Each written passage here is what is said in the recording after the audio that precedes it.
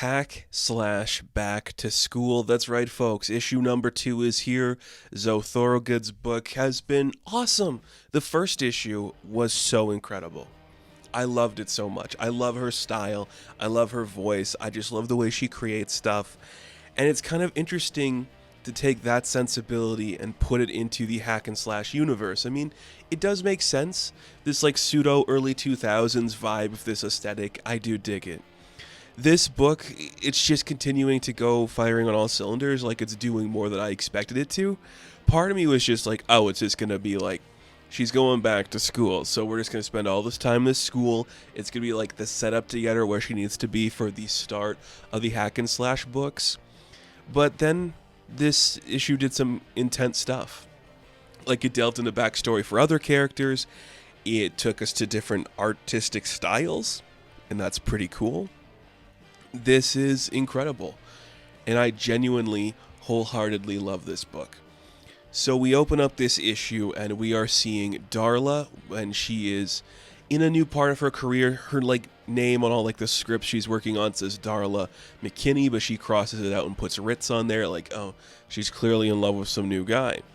And she's getting ready for set, and she's like hanging up on something. She's tied up on like a conveyor belt where they're going to do this scene, and suddenly somebody walks in and they're holding a knife and they kill one of the people on set, and it turns out this is a huge massacre because we see a monster is killing them all.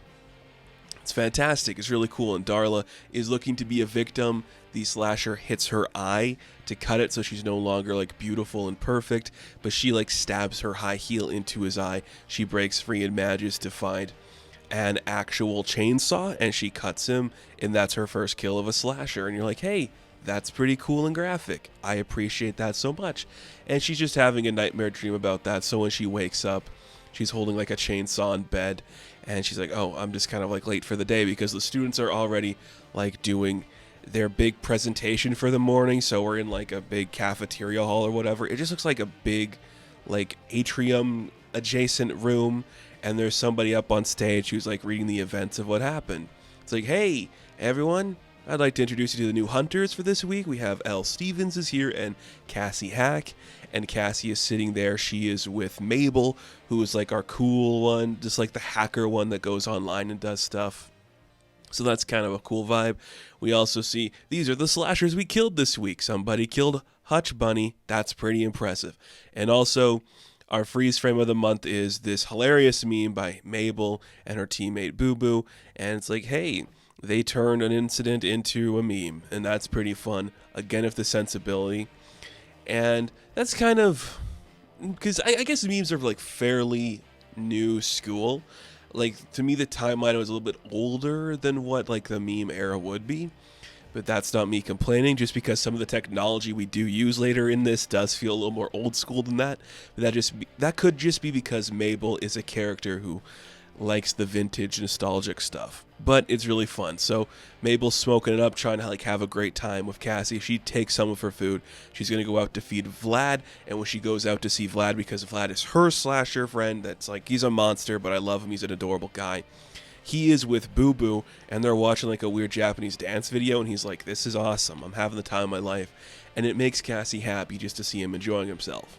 So she leaves the food there and goes on with the day. She's like, I actually had a good night's sleep for once in my life, and that's kind of amazing.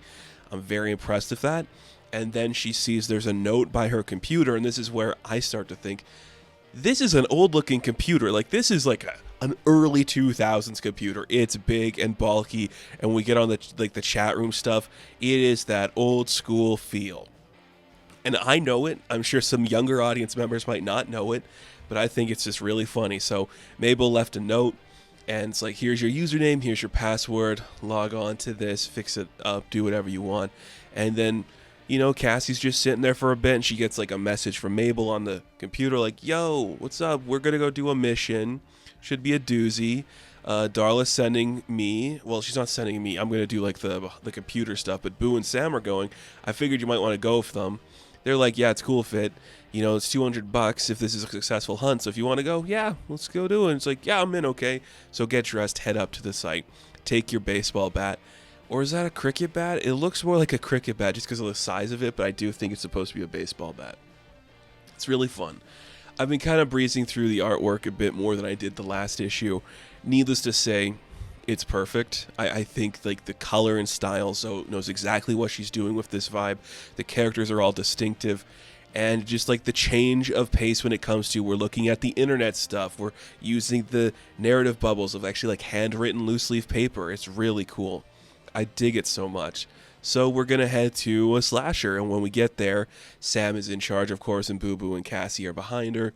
And the guy's dead, and there's like a computer screen of the same age there. So again, I do think it's in a past. I guess memes are old, but it does seem like we're using the phrase meme a little bit earlier than when it was invented for internet culture. That's not me complaining. I genuinely don't think it matters. But they're like, yeah, so there was like, you know, somebody like cut in half and hung in their homes, and who knows what that is. It's just kind of strange. We should figure out what it is going on here. Clearly the killer is involved somewhere, and Cassie realizes like all the cords are like cut to the computer, but the power's still on, so she tries to touch the screen, and they're all sucked in the computer. Talk about something I was not expecting for this issue. I just wasn't, and I think it's great. So they are in the sad and unfortunate adventures of Frog Boy, and Mabel, being a huge gaming nerd or whatever, she's like, oh shit, you're in Frog Boy? That game's so cool. Like, it's just like this old school janky ass game from the early odds, and you're just like a stupid frog boy, and it's stupid and dumb. And as she's kind of like explaining how much she loves this game, we see that Cassie and Sam have a conflict going on where they're kind of like butting heads a little bit, which of course, you know, you have to have tension, and you add like a new foil in. Boo Boo couldn't care less. She is just vibing, just being like, this is awesome, everything's great, let's see what's going on. They meet the pixelated frog boy, and he's like a stupid little frog, and he's like, come on, let's go on. I'm always excited to make new friends. Let's go on a journey. The next couple of pages are pixelated. Like, the characters are all like that 8-bit or 16-bit digitalized feel. I'm like, that's really cool. Even the text turns to that style. That's very imaginative. Like, I really dig that. And then we see that Frog Boy meets like this young girl named Becky, and he's like, would you like to be friends? And she's like, yeah, if you get me a flower. And then she gets the flower, and she's like, actually, I don't want to be friends with you. I think you should die. And that's when we see that one of the monsters in this universe is the girl named Becky. And she's like trying to kill Frog Boy, so we have to kill this monster, and it just leads to more conflict. It's fantastic. But because they're trapped in a computer, and Mabel's like a tech genius, so you can like pull them out of this game. It's like, I've been looking at like the owner's like desktop, and he has like a file called Frog Boy the Final Chapter. Now the thing about that is that the final game for the Frog Boy series never actually came out, so I wonder what this is. Is the Frog Boy creator the killer? Yes. So they enter into a new portal of like an unfinished game that looks so different. Even Frog Boy's there when he's bleeding. He's like, what happened to my world? This is messed up. It's so dark and disturbed. I don't like it. And that's when Boo Boo's the first one to see like this pile of dead frogs, and on them is like the King Frog Boy, and he's like, oh, you're here. Thank goodness. Please kill me. Frog Boy must die. I'm so tired of this. These fans are terrible. Please just kill me. Like, the one Frog Boy wants to save him, but he can't. So the pixelated one, I should say, kills this like serious one. It's pretty funny, and that's when a big monitor comes down, and it's the creator wearing like a Frog Boy mask. He's like, thank goodness.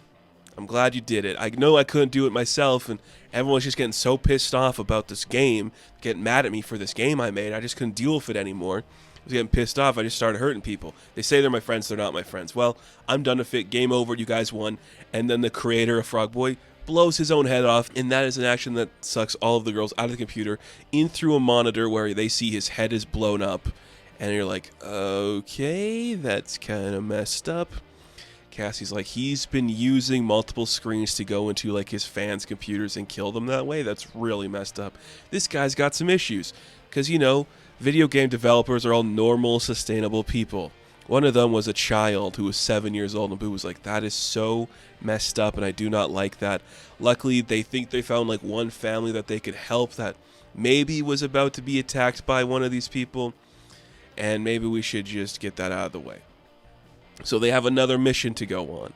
They head into this child's house who might be a child slasher, and they head there, and suddenly they see like the mom is disgusted.